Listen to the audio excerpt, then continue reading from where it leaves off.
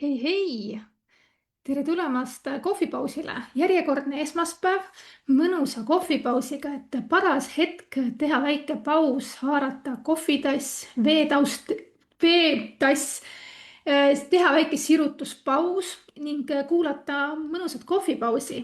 Mina olen Õnnela Seinamets ja assistendi kooliga toimetame ikkagi selle nimel, et inimestel oleks võimalik õppida uus amet, leida lisatöö läbi virtuaalse assistendi, virtuaalpartneri ameti siis ja eelkõige siis õpetame uusi ägedaid virtuaalpartnereid ja loomulikult ettevõtjatel aitame siis aru saada, kes on see virtuaalne assistent, mida peaks tegema, et üldse virtuaalassistenti kaasata ning aitame siis ettevõtjaid sealt poole pealt ka.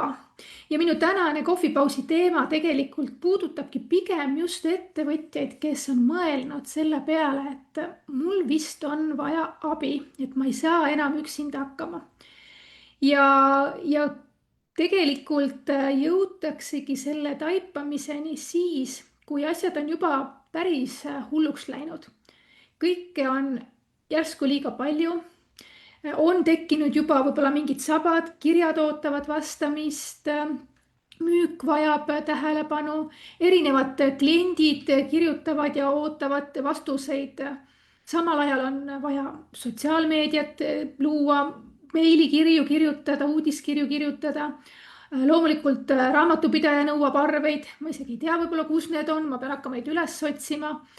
Ja minu Drive'i-kaustad on seal ühed segapudrukapsad ehk et mitte midagi ei ole aru saada. Ja tahaks veel teha seda, teist ja kolmandat, aga lihtsalt ei jõua. Ja just sellisel hetkel tihti tekibki ettevõtjatel mõte, et mul oleks abilist vaja. Ja tegelikult ilmselt siis ongi juba abilist vaja, sest et liiga palju on üksi tehtud ja enam üksi edasi ei saa, sest eesmärk ikkagi on olnud ju see ettevõtte loomisel, et sa saaksid pakkuda rohkem seda väärtust, mille jaoks sa oma ettevõtte oled loonud.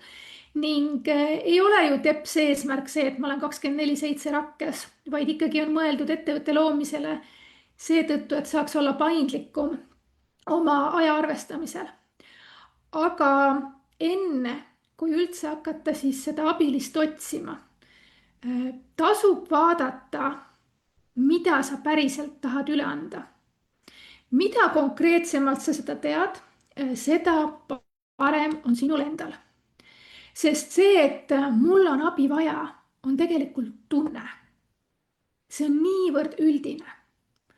Aga kui sa juba mõtled, et mul on vaja inimest, kes haldab paar korda nädalas postkasti, kes korrastab ära minu infod, kes teeb mustandid Smiley uudiskirjadesse, siis see on juba oluliselt täpsem vajadus. Ja need kaks erinevat mõtteviisi, ehk siis üks on see, et kus mul on abi vaja ja teine on sihuke konkreetsem, need viivad täiesti erinevale tulemuseni. Ehk siis kui ettevõtja ei tea, mida ta päriselt vajab, siis võib ta valida inimese valede oskuste järgi. Või assistent saab liiga häguse rolli, ta ei saa päris hästi aru, mida ta tegema peab. Ja see tekitab mõlemale poolele tegelikult segadust. Ettevõtja ootab, et ma võtan assistendi, assistent näeb kõike, ise märkab, ise toimetab. Seevastu assistent omakorda ootab aga, et ettevõtja annaks talle selgema suuna, annaks talle selgemini ülesandeid. Ehk et assistent ootab, et ettevõtjal endal on ka mingisugune nägemus olemas. Ja kui see asi ei klapi, siis tegelikult võibki jääda koostöö algatamata. Ja mitte sellepärast, et inimesed ei sobi, vaid sellepärast, et see vajadus jäi lahti mõtestamata. Ettevõtja ei olnud päriselt aru saanud, mida ta tahab. Ja sellepärast, enne kui hakkad üldse assistenti otsima, vaata üle oma tegevused. Ehk siis võta üks nädal, pane käima aja mõõtmise rakendus, olgu selleks siis Toggletrack, Uku või mingi muu variant. Mõõda iga tegevuseks kuluvat aega. Seal ajamõõtmise rakendustes on võimalik teha väga kenasti, väga spetsiifiliselt grupid, mille alla sa saad panna siis konkreetse grupi tegevused. Näiteks kõige lihtsama variandi ütlen, et kategooria on sotsiaalmeedia, sinna alla lähevad tegevused siis idee leidmised, filmimine, monteerimine, ajastamine. Ehk siis mida täpsemalt sa need sinna kirja paned ajamõõtmisesse, seda parem on sul hiljem edasi liikuda. Siis palun pane kirja kõik rollid, mida sa oma ettevõttes kannad. Klienditeenindaja, ma ei tea, koristaja, mis iganes. Et ei ole olemas sellist mõttetut rolli, pane kõik kirja, päriselt kaardista ära kõik. Ja siis sinna iga rolli juurde kirjuta need tegevused, mida sa selles rollis teed. Sa oled raamatupidaja, paned arve, teed müügiarvid, sisestad ostuarveid, mis iganes, eks ole, esitad majandusaasta aruandeid, mõtle läbi need tegevused, mida sa kirjutad või mida sa teed selle rolli juures. Seejärel kirjuta iga tegevuse taha see, et kas sa pead päriselt seda ise tegema. Ehk siis, kui sa oled kõik need asjad nüüd ära teinud, aega mõõtnud, rollid kirja pannud, tegevused rollide taha kirja pandud, siis vaata, millised on need ülesanded, mis korduvad. Millised ülesanded võtavad kõige rohkem aega. Milliseid asju sa tahad pigem edasi lükata. Ja milliste asjade juures sa mõtled, et ma ei taha seda üldse teha.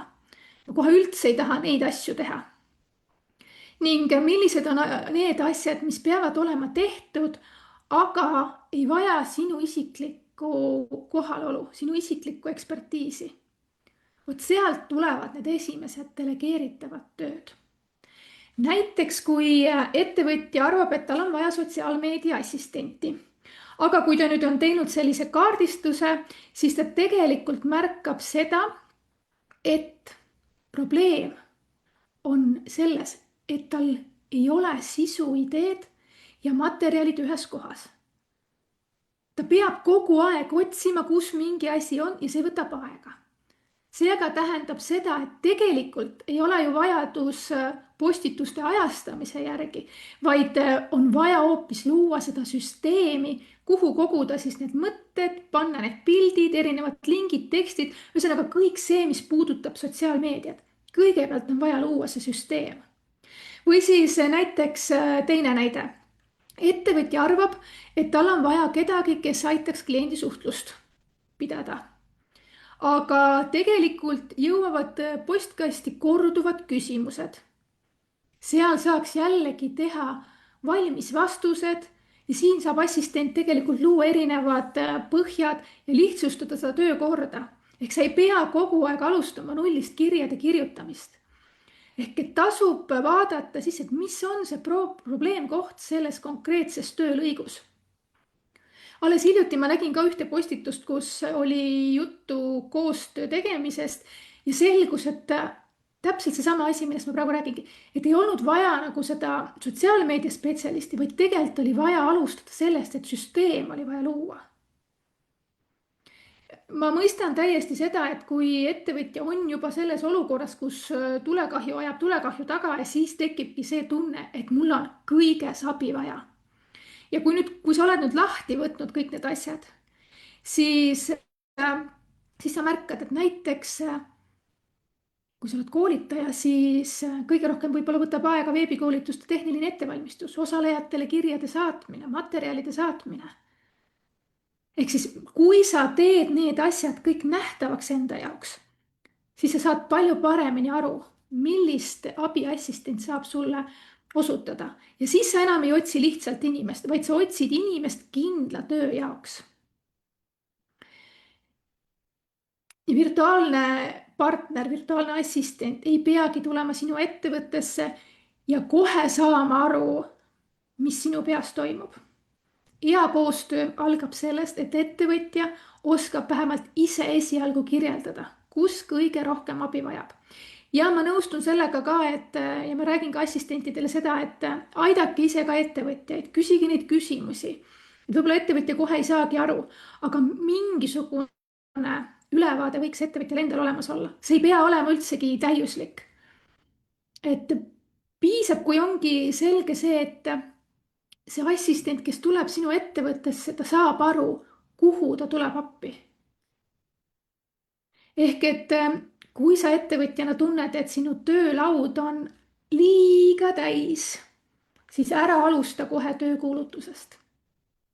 võta kätte, mõõda aega, pane kirja rollid, pane kirja need tegevused, ehk siis pane kirja kõik asjad, mis sul on sellel töölaual. märgi ära, kas saad ainult sina teha või sa saad delegeerida. ja siis vaatagi, mis sul sinna alles jääb.